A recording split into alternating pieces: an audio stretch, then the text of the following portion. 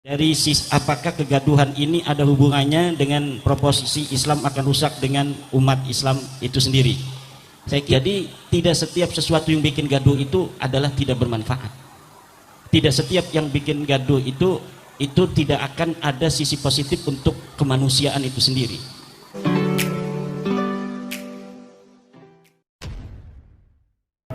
Assalamualaikum warahmatullahi wabarakatuh. Jumpa lagi dengan saya di channel Gagasan Progresif 79, sahabat sebangsa dan setanah di mana saja Anda berada.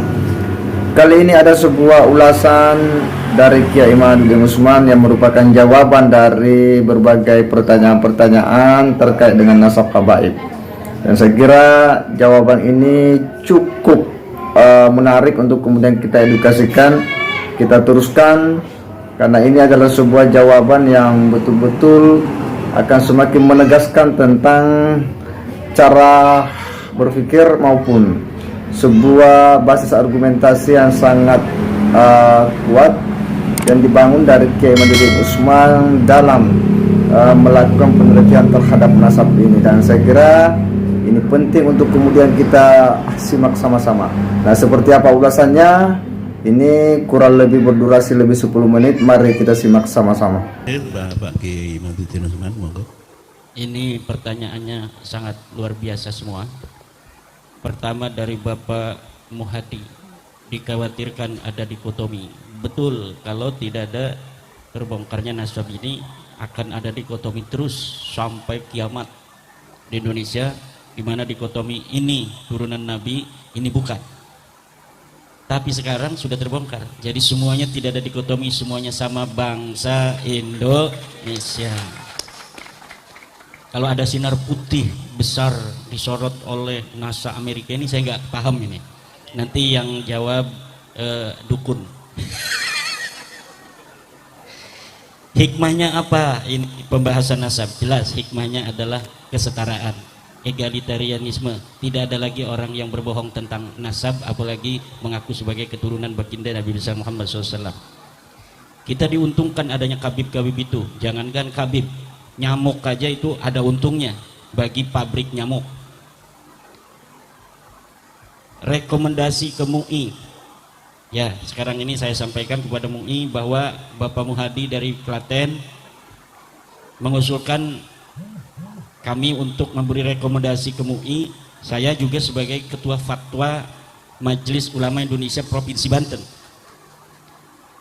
Kalau kita mau bikin fatwa gampang aja kan, teman-teman saya di Komisi Fatwa kita fatwakan begitu. Tapi ini nanti ada konflik interest. Maka dengan apabila ini direkam dan nanti ada YouTuber yang menyampaikan ke publik, saya sampaikan agar rekomendasi kepada MUI untuk menggelar fatwa terkait batal atau tidaknya nasab Habib Ba'lawi kepada Rasulullah Muhammad SAW. Kemudian dari Bapak Purwanto, Islam akan rusak oleh umat Islam sendiri. Ini ada proposisinya al-Islam mahjubun bil muslimin.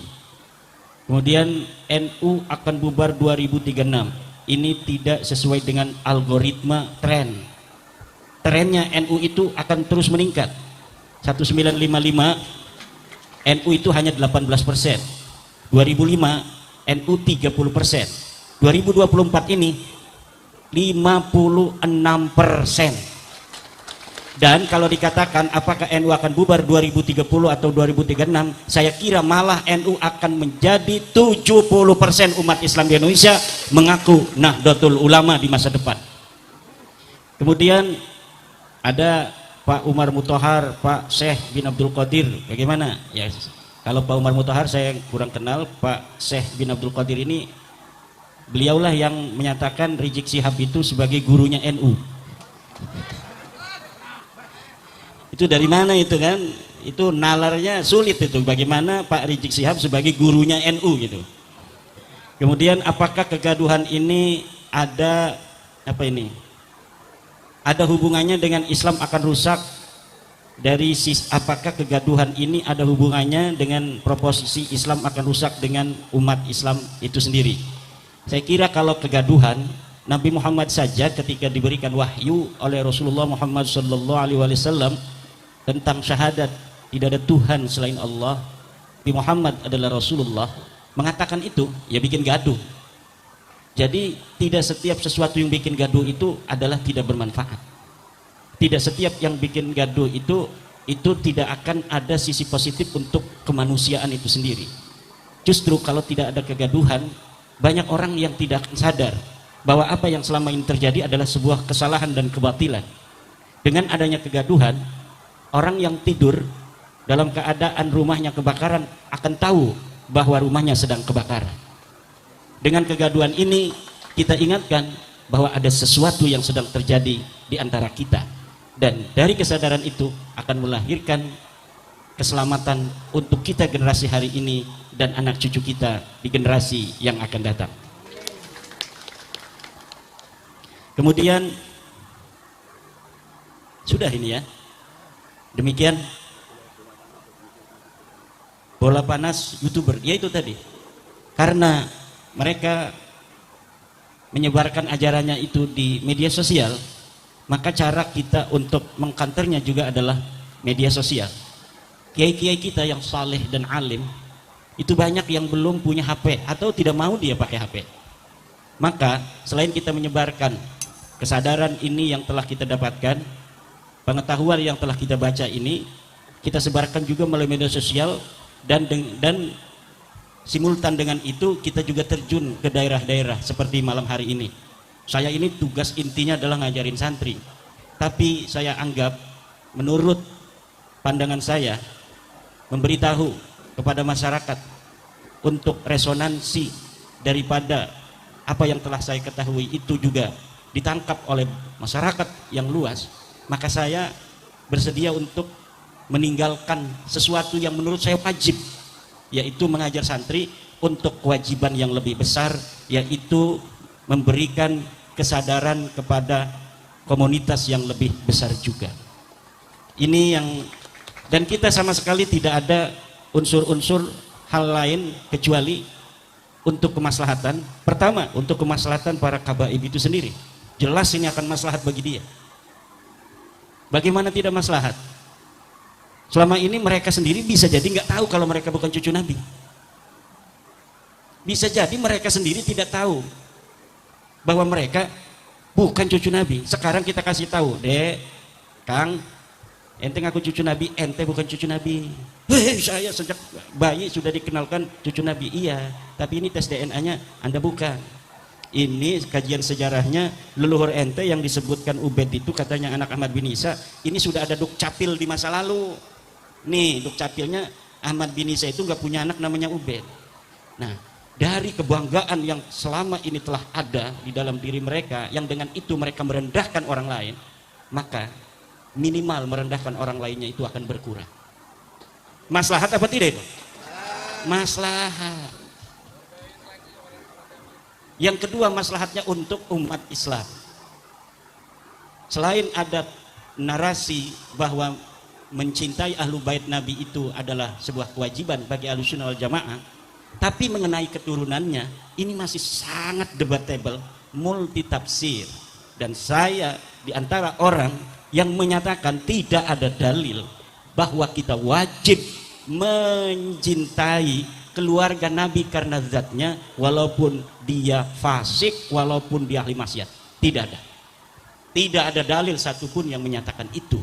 Dan ini melawan narasi yang mereka kembangkan. Lihat anaknya Taufik Sigap, kalau ada Kabib mabok, jangan benci dia, karena dia turunan Nabi, mengalir darah di dalam dirinya itu darahnya Nabi. Kasih beras dia, masih ada di YouTube sekarang. Ini yang kita lawan, Pak. Tidak ada ajaran begitu. Lihat di dalam Al-Quran, kita ini umat Islam, kitab kita ini Al-Quran, pegangan kita yang kedua adalah hadis. Lihat di hadis, baik di Bukhari, Muslim, Sunan Abi Dawud, Ibnu Majah, Nasai, Turmudi, ada tidak sebuah ajaran orang wajib dicintai kalau dia mengaku keturunan Nabi, walaupun dia berzina, walaupun dia bermaksiat, walaupun dia narkoba? Tidak ada. Dan ini yang ingin kita lawan agar umat Islam tidak terjerembab dalam ajaran-ajaran yang sesat. Jadi narasi-narasi yang agak rasis, banyak yang komentar pada kami, bukan hanya saya, terutama kepada Tengku itu. Katanya kita rasis. Rasis kita membalikan saja. Karena dulu mereka rasis. Bagaimana tidak rasis kalau orang Jawa yang ganteng-ganteng tidak boleh menikahi keluarga dia padahal sekolahnya bareng. Ya namanya sekolah bareng, lihat-lihatan cinta, betul tidak? Kemudian hanya karena kita orang Jawa kemudian tidak bisa menikahi dia. Padahal duit banyakan kita. Betul tidak? Duit banyakan kita, ilmu banyakan kita. Duit aya di aing. Kata orang Pandeglang. Nah, jadi ini tidak masuk akal ajaran-ajaran seperti itu. Maka ini yang kita lawan. Kemudian, prioritas yang ditanamkan kepada bangsa Indonesia harus dihapuskan dari bumi Indonesia kepada anak-anak kita. Kita harus berdiri tegak di atas bangsa-bangsa lain sebagai bangsa yang besar di masa lalu, tapi kemudian karena narasi-narasi inferioritas yang ditanamkan kepada kita, ada turunan raja besar di Indonesia di masa lalu memayungi turunan yang tidak jelas, turunan wayang dipayungi oleh turunan raja, raden-raden, keturunan Sunan Gunung Jati, keturunan Sunan Ampel, keturunan daripada bujuk-bujuk di Madura, memayungin orang yang tidak jelas silsilahnya yang mengaku sebagai keturunan Nabi besar Muhammad SAW. Ini harus dihilangkan. Kita kembalikan kepada narasi Pancasila, kemanusiaan yang adil dan beradab. Kita kembalikan kepada narasi Al-Quran, inna akramakum indallahi atqakum, sesungguhnya yang paling mulia di sisi Allah adalah manusia yang paling bertakwa. Siapapun dia, dari suku apapun dia, keturunan siapapun dia, kalau dia bertakwa maka dia yang paling mulia. Yarfa'illahu alladhina amanu minkum walladhina utul ilma darajat. Orang-orang yang beriman, orang-orang yang mempunyai ilmu lah yang tinggi pangkatnya di atas yang lainnya. Dengan narasi Al-Quran ini, maka siapapun dia orangnya, maka akan termotivasi untuk dia beriman dan akan termotivasi untuk dia menuntut ilmu. Tapi kalau narasi seperti yang dikembangkan oleh Baklawi, bahwa sampai kapanpun kamu belajar, ini yang ngomong pimpinan pesantren, masih ada videonya, saya sebutkan pesantren Dalwa, yang ngomong pengasuh pesantren Dalwa, bahwa orang yang belajar kemudian jadi kiai pinter, kemudian dia merasa sederajat dengan kabaib, maka katanya ini sudah su'ul adab. Ini ajaran masih ada di YouTube, silahkan dicari. Dan ini bukan ajaran daripada ajaran agama Islam. Terima kasih.